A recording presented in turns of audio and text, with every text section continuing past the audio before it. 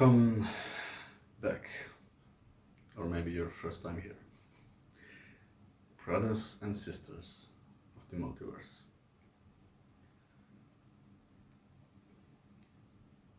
Today I want to talk about freedom.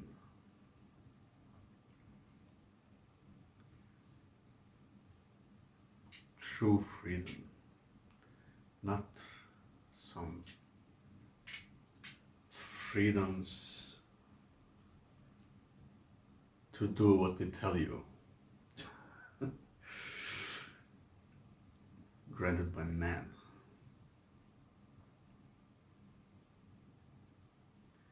I mean, the freedoms that no man can give us or take away from us. They can control our bodies or our physical freedom.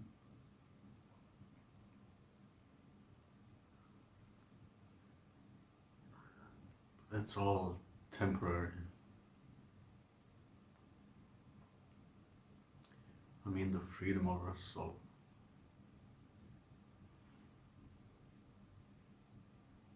Our true being.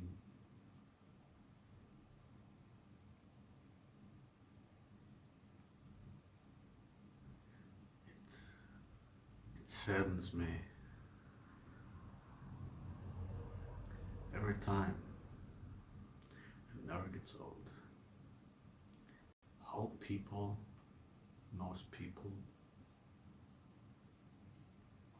take all of these human-made laws as something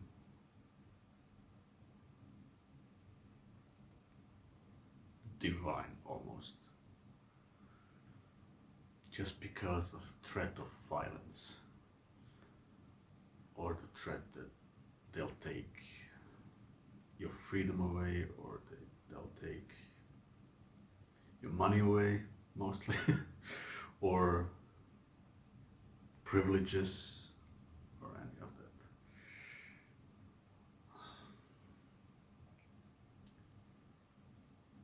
It never ceases to amaze me that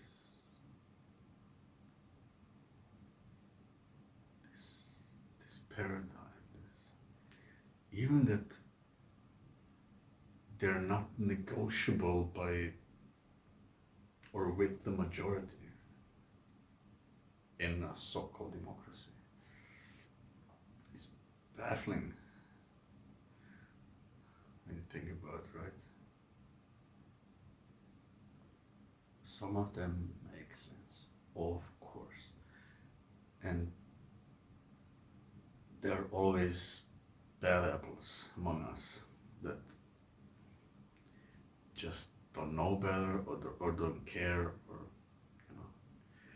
but the system itself is built to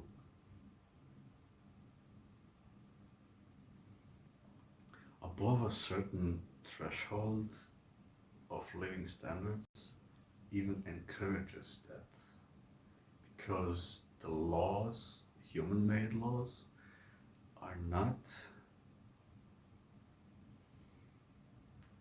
built to protect the lower strata,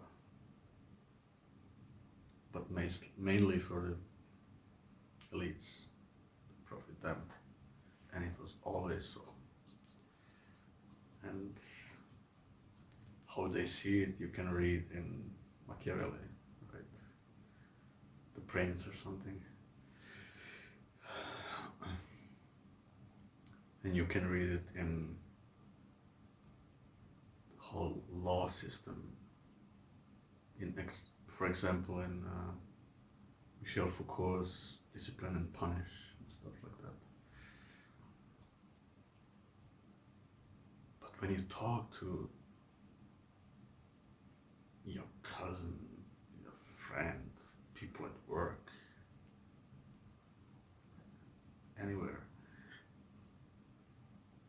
of the importance and the inflexibility of these laws. You always get the same look. You mostly get the same look. What do you mean it could be different?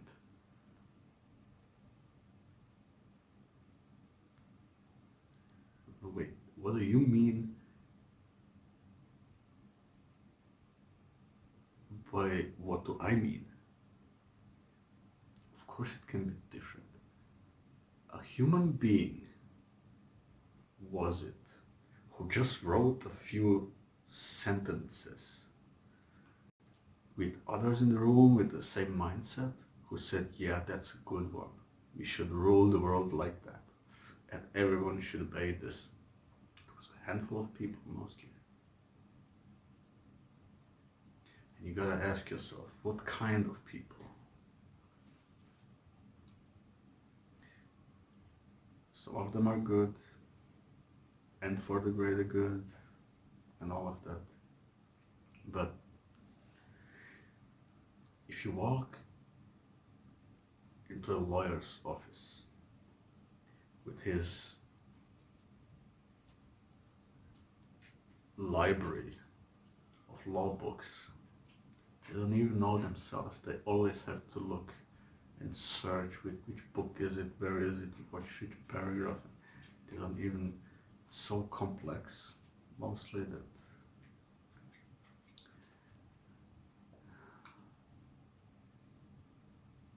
a good ex-Yugo poet said in one song, just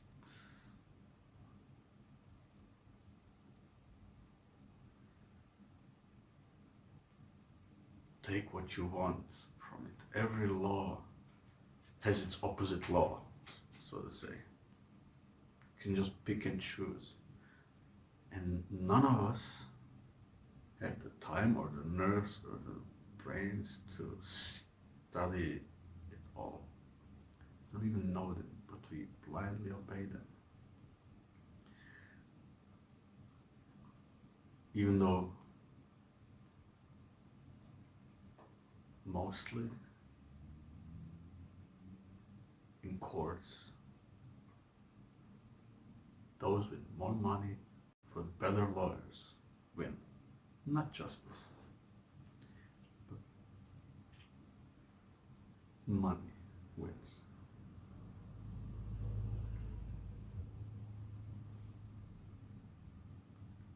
Who just pick the one law that supports your story and brings you benefit.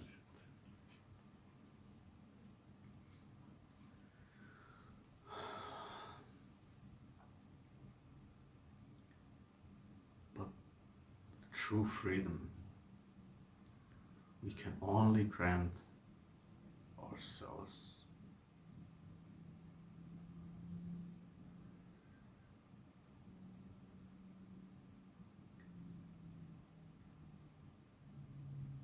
In the mind and heart and the soul, which is just temporarily on this, which some people call prison planet. That's another story, another long one.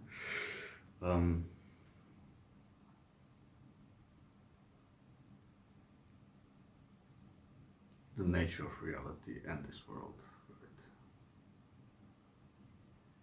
right? Ask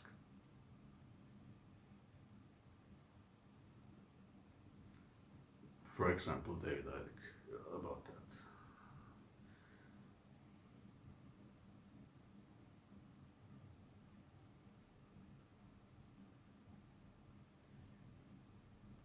But how to break out from this prison, at least for ourselves,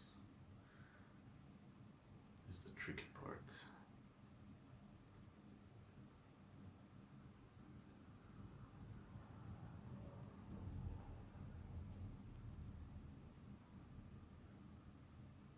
there's so many obstacles, so many psychological innuendos and incentives on the other side.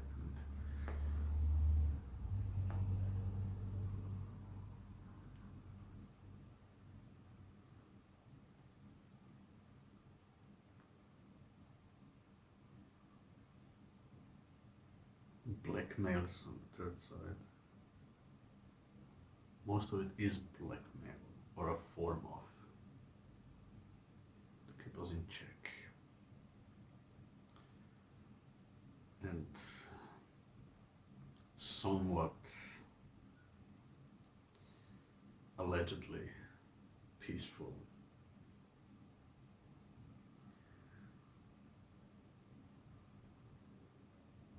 They say, Hobbesians and such say, otherwise there would be chaos and everyone would kill everyone else for resources and stuff.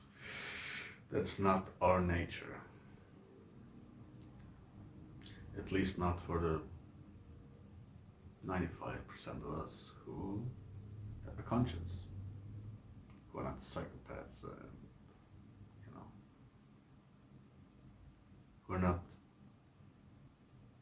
almost irreparably damaged, the dark tetra types and such, right? And there's also this Edgar Casey stuff, like the soulless ones, mechanical ones, and all of that. But to accept rule after rule after rule after law,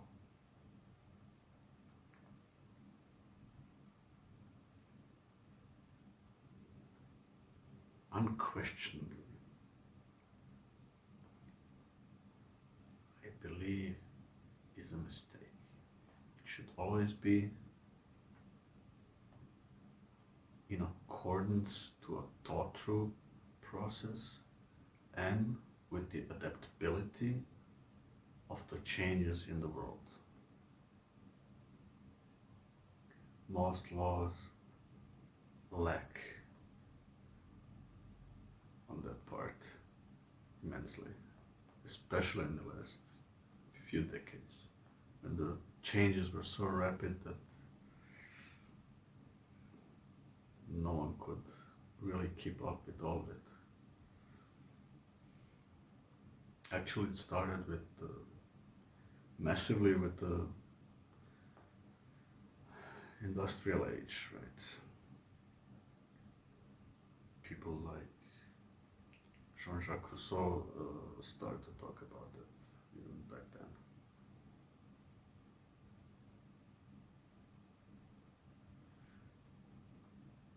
And now we need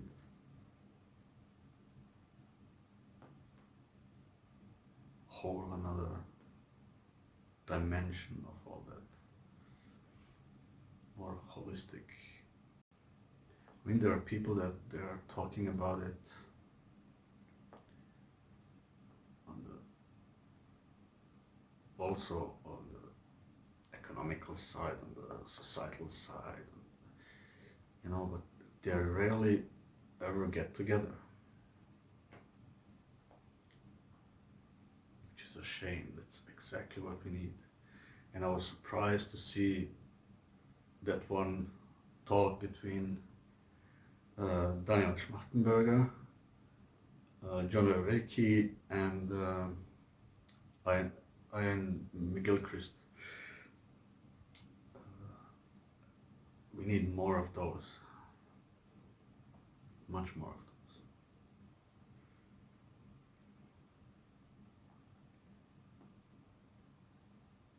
Together we're smarter. And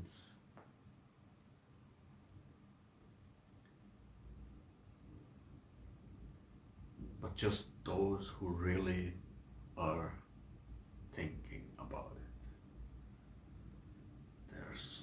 There are some of us like them who I think wake up with thoughts about it and go to sleep with thoughts about it. And read and learn and think and analyze, and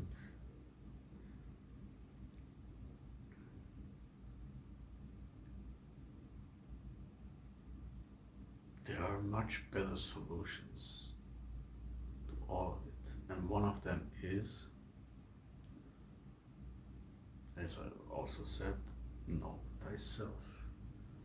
But that has to happen globally.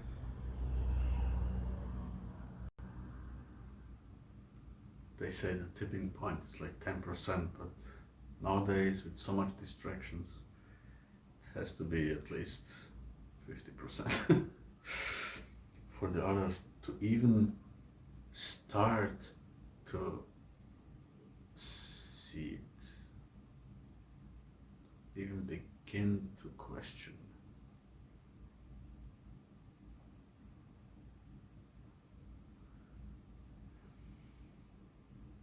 Still cool.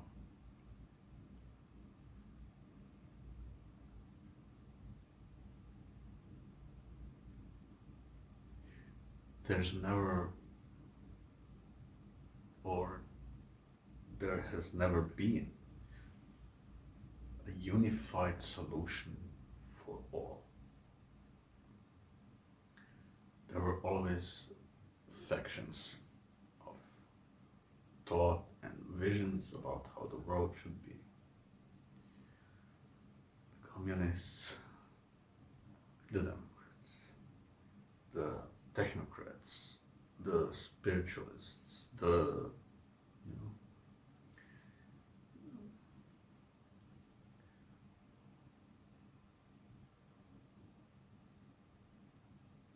so what's the core of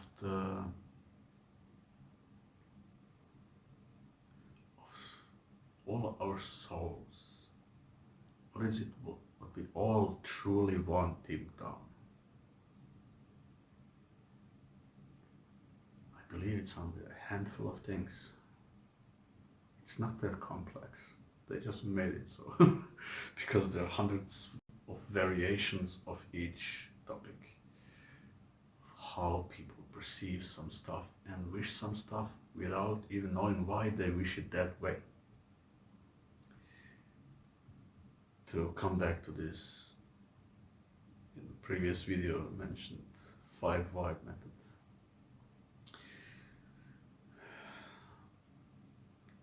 Most don't know why they wish for what they wish.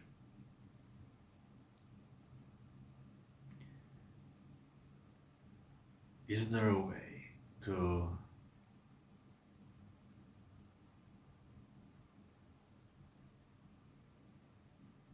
give everyone what they want? Yes. But the issue is that most project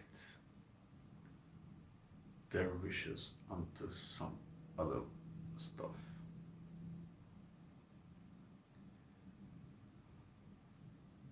And don't really know what they truly want deep down in their hearts. It can all be broken down into some kind of security, house, financial independency,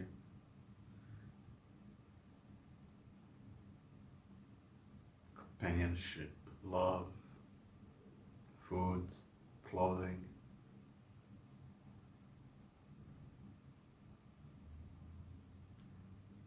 and everyone's needs could be covered. Everyone's in the world. Long ago, actually. One version would be Jacques Fresco's vision, right? We can only start to address even the superficial issues when these basic needs are covered for all of humanity. Then we should focus on, should we drive 30 miles an hour on this street or 40? Depends on the driver. Most people can't even drive.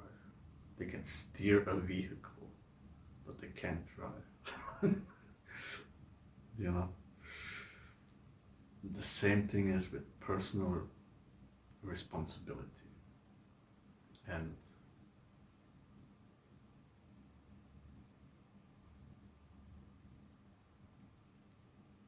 accurate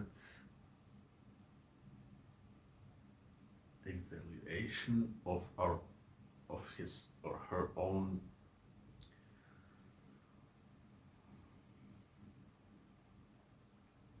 competencies.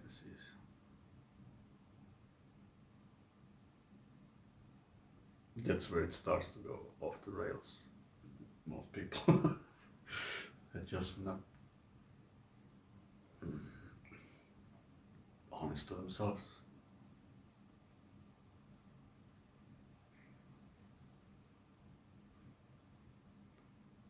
To stay with the example of the driver's license,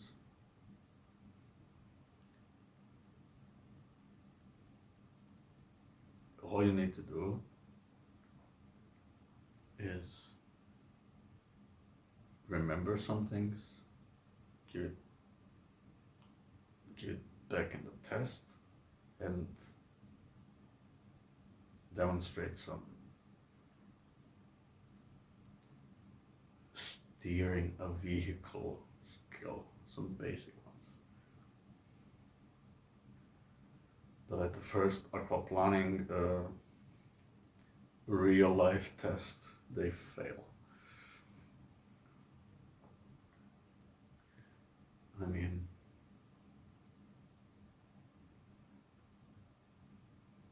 that's true with so many of these one-fits-all thinking in the world. If you have a license, you can do it.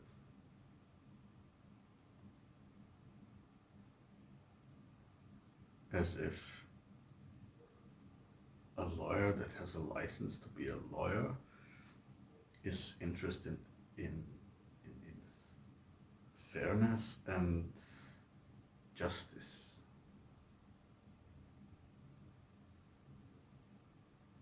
He is interested to win and the money, and maybe even prestige.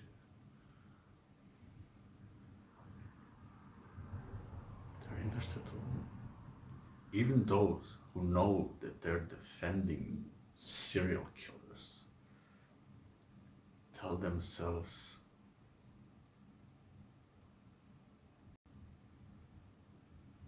I mean, that's a whole other issue again, but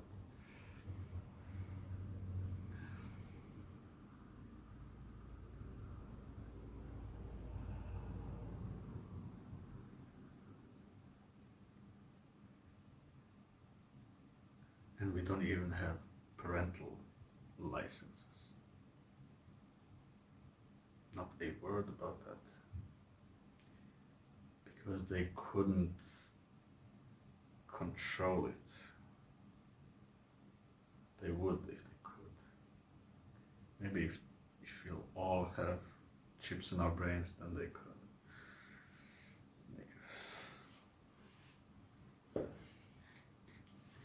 Anyway, if we would have at least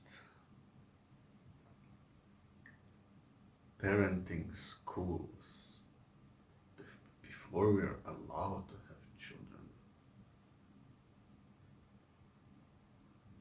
that alone would make the whole world a different place, a better one. And yeah, of course, you would have debates all over who decides that, with which factors and all of that, but it's doable. There's some basic things we all agree on. No one should be encouraged to be a bully. Who controls that?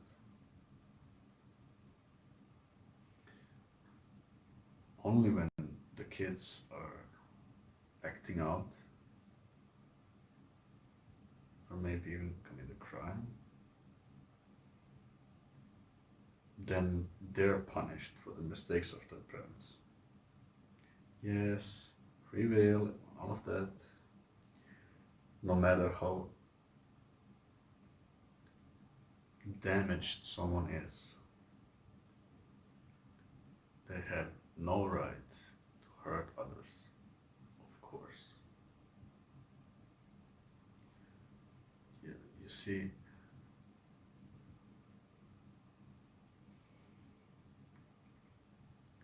we can play the game of their parents are also not quite responsible because they were damaged.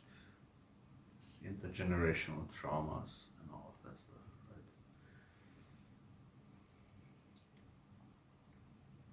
Where do we draw the lines?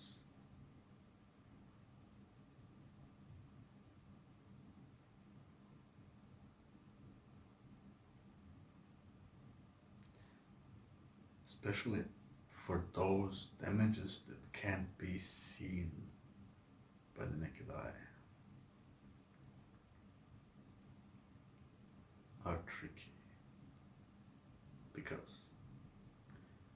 in the court only the provable things, did it or not, they don't go into the core issues, they don't go into the whole life stories and how it came to that.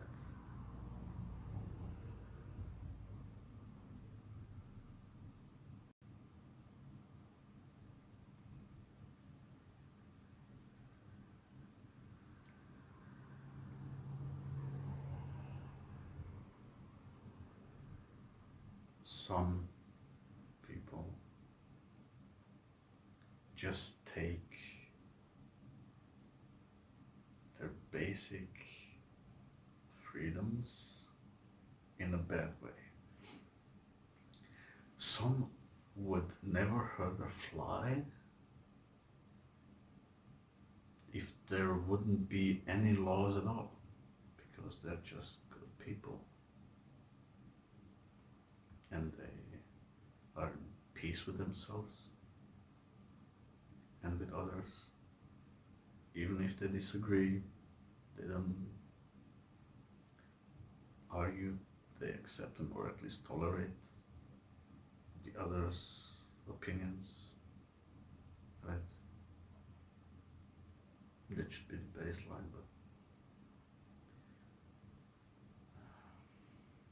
it's not easy, I know. But I see it as a challenge, not a problem. It can be done if it's thought through. It can be done. There are some brilliant people out there who just should come together on these topics, and not the usually known so-called experts who don't think holistically and ontologically.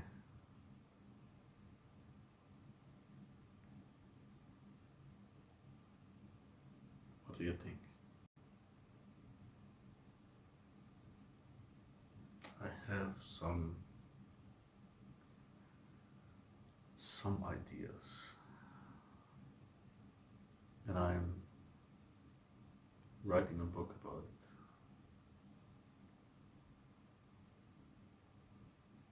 And there can't be simple and quick changes. This will take at least 3 generations, but just get at least these 50% to even start to question the status quo. We had these monarchy systems for hundreds of years. Now we had this, in the meantime, since the Dark Ages, split off into this modern ruling types, from dictatorships and oligarchies and democracies and communism and none of them seem to work for all, and they can't, because on the one hand there's corruption, because the leaders are not chosen by their virtues, by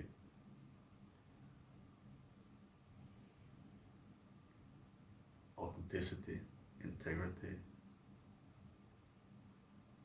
and the level of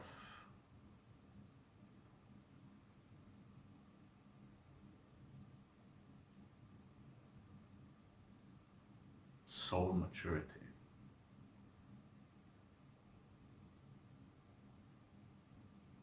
Especially in a system that is gripped by the monetary system.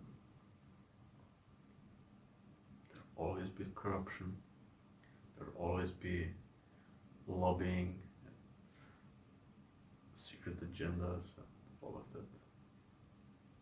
Kindergarten.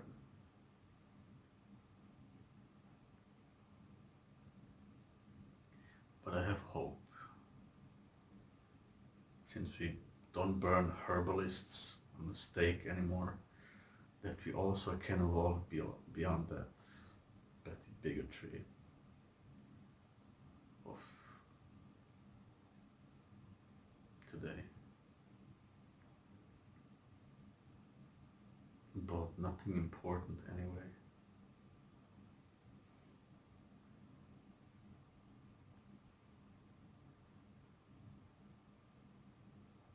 But we, the people, should first demonstrate the willingness and the capacity to better ourselves, to know ourselves, to be able to control ourselves,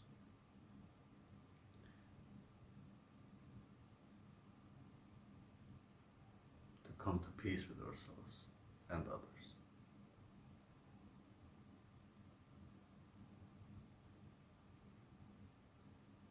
In countries where the life isn't that fast, and there are still a few of them, you see that, and you see in people's eyes of the natives that there's something entirely else going on. I don't even mean the jungle aborigines. I mean normal people. Those anthropologist studies of the extremes are even better. And it shows a flow and a direct correlation with industrialization and all of this.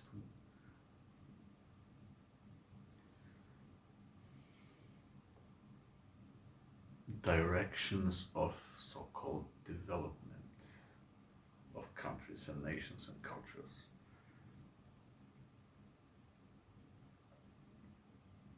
Life can be very different and easier and less stressful and less depressions and less suicide rates and all of that. Just like that. Just by a few little realizations about ourselves. That is the freedom and the power we have. If we just recognize it, it's in our hands. We are the 99%.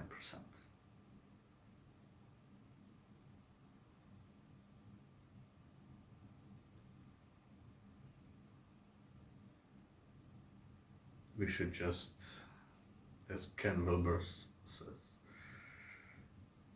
wake up, grow up, clean up, show up. You know.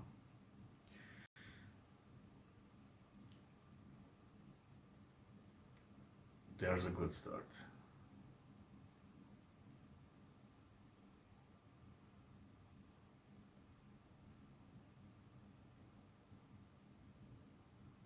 To finally, one day,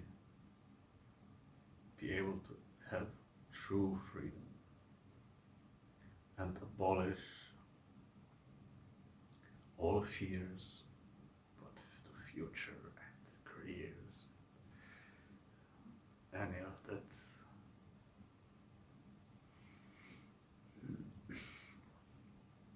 Gene Roddenberry, of course, has a similar vision, and we can reach it. We can.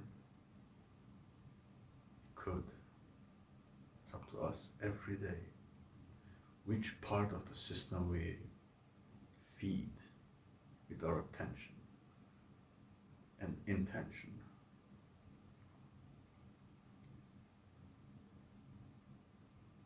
Which videos we click on that feeds the algorithm to think that's what people want. All of that is in our hands every day.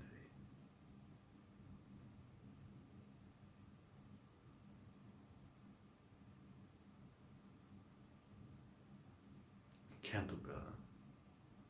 We can. Very easy.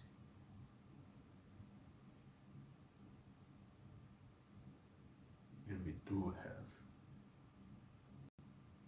the freedom to choose a better path.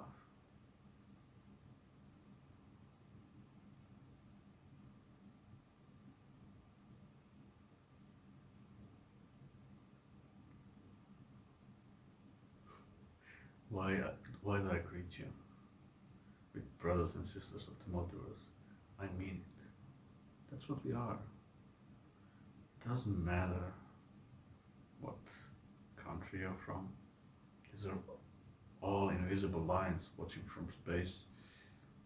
This blue, on this little blue dot, how Carl Sagan called it. We are all brothers and sisters here. Skin tones don't matter under the X-ray or from space. No religion, no social status and class and prestige. None of that matters.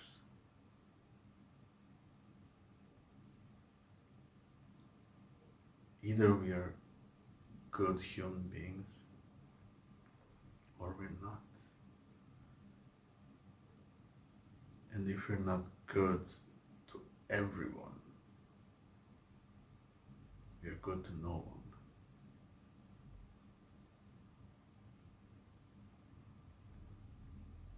Only me and my family and all of that, and F all the others, that's not working.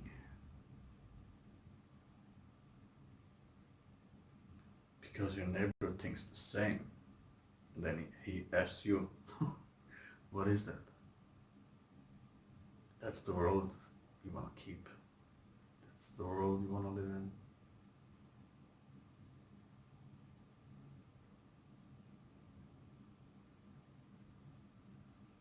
I don't think anyone would, but that establishes itself out of fear. There's always fear that drives that kind of segregations, us versus them, all of that unnecessary kindergarten BS. We are more than that. You are more than that. I'm more than that. But we have to remember ourselves, our true selves.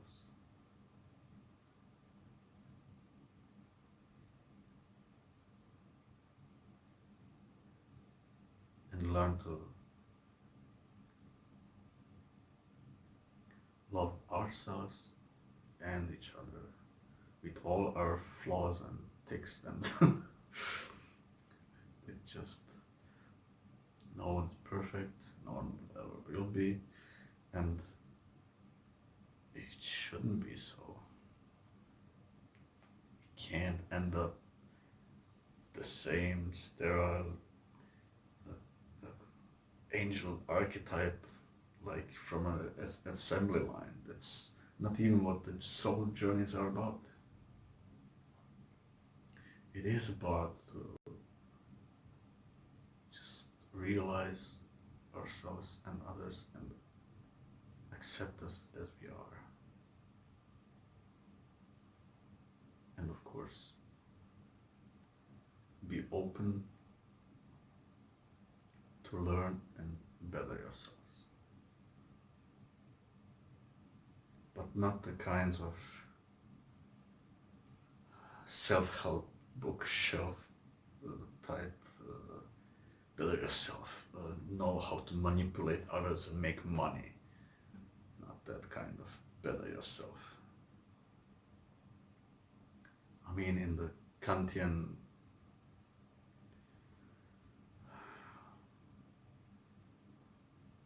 how is it called? Categorical imperative, right? And his virtues. That's a good start to just to be, not to project, to be. And there's another one from Erich Fromm.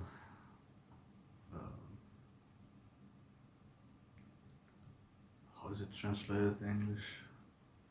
To have or to be? Something like that. I read it in German. Erich Fromm. To be. Not to project. Not to build yourself a mask of that. But to be. Even when no one looks, even when no one sees you, even if you can do something that no one would ever know. To be is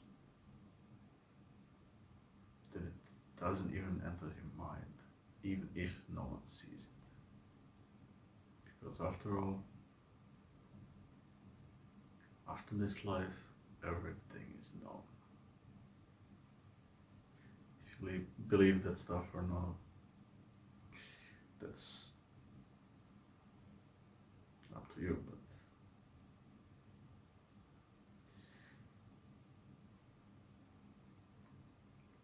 it makes sense to me.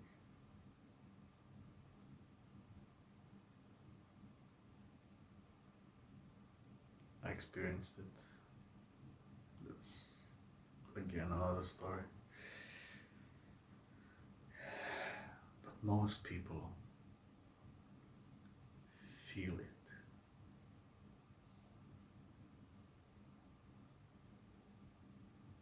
feel how a different good feeling is there when they do something out of the goodness of their heart, not expecting anything in return.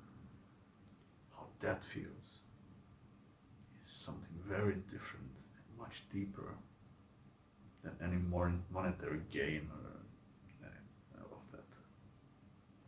People feel it.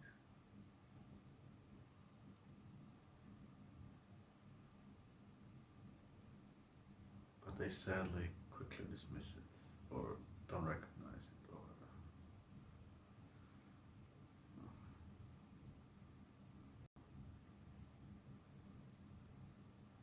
that's what we actually truly are, at least most of us.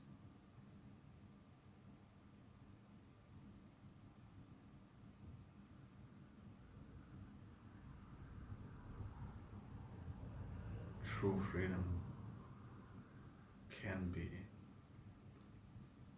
only experienced with that knowledge of yourself and that acceptance and living from the heart. No matter the consequences.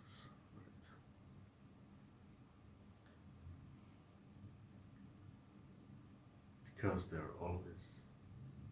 they are not ultimate consequences, just temporary ones. I'm not saying be naive, be careful, but be also open.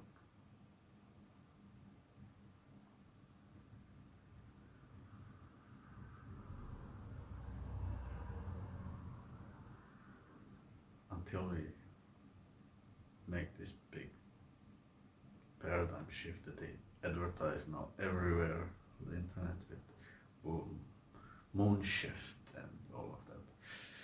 There is something to it, but they so exaggerate and clickbait and all of that.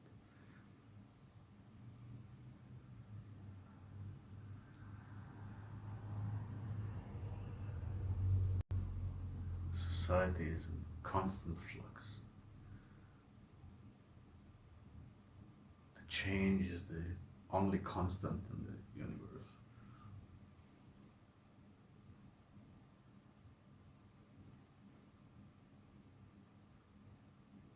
But we have the freedom and the power to make it to a better future.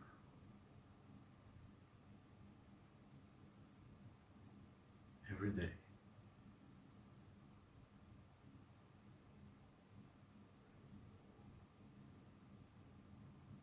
It's up to every single one of us to decide if I'm even going to risk a friendship, partnership, job opportunity, or my job overall, by speaking my truth, by drawing a line, like, boss, I'm not gonna falsify these documents, and I'm not gonna throw this chemical garbage into the river or something, just so we can,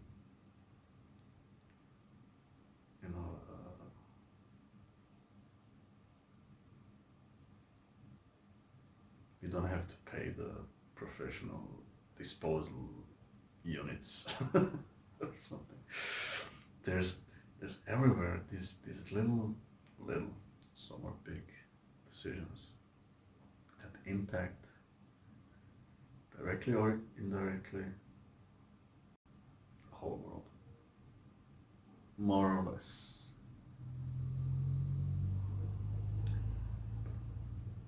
The thing is that if everyone thinks that, just my little contribution is nothing. Yeah, but if 8 billion others think the same and do the same. Start with yourself.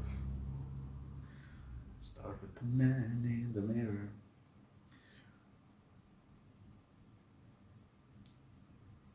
If nothing else, if this world is even gonna punish you for doing the right thing, at least you keep your soul, your eternal soul, and you don't have to go back with a sunken head.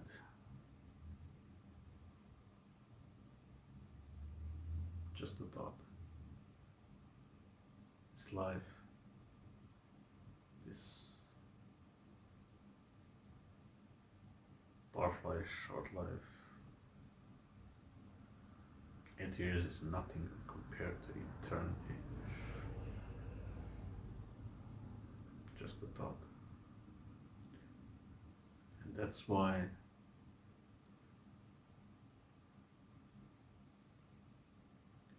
beliefs are so threatening to certain powers. Beliefs in something higher. I don't even mean certain religions. They've also been often just instruments of control, right? But the core beliefs of most religions are good.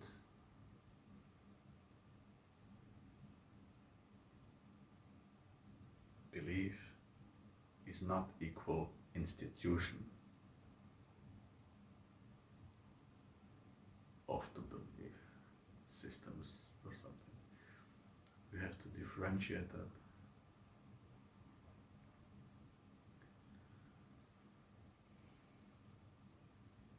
Most blood is spilled because of different beliefs or interpretations of some papyruses.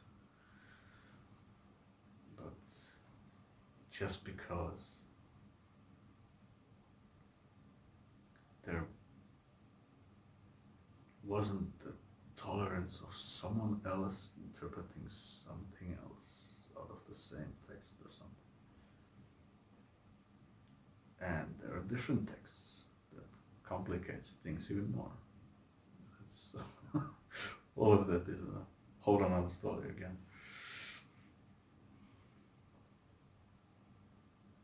What I want to point out today is that freedom to choose how to see things, how to understand things, how to evaluate them, how to treat those who are not of the same opinion.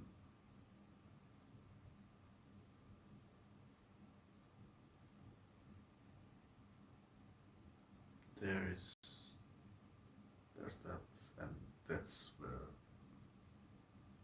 we can start make the ripples.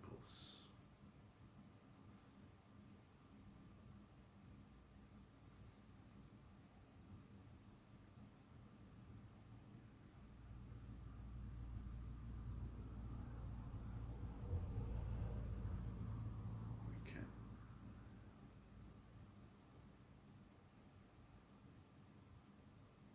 That's it for me today. If it was helpful, feel free to comment, or if you think I'm wrong, let me know. I love to learn. And again, I would never ask you to adapt my beliefs about anything. Research for yourself. Always. Everyone has a piece of the puzzle. I just hope we can come together in peace and put all the pieces together.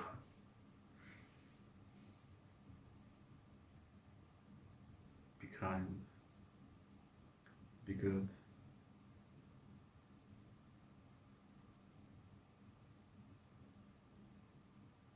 and I hope and wish you peace in your heart, brothers and sisters.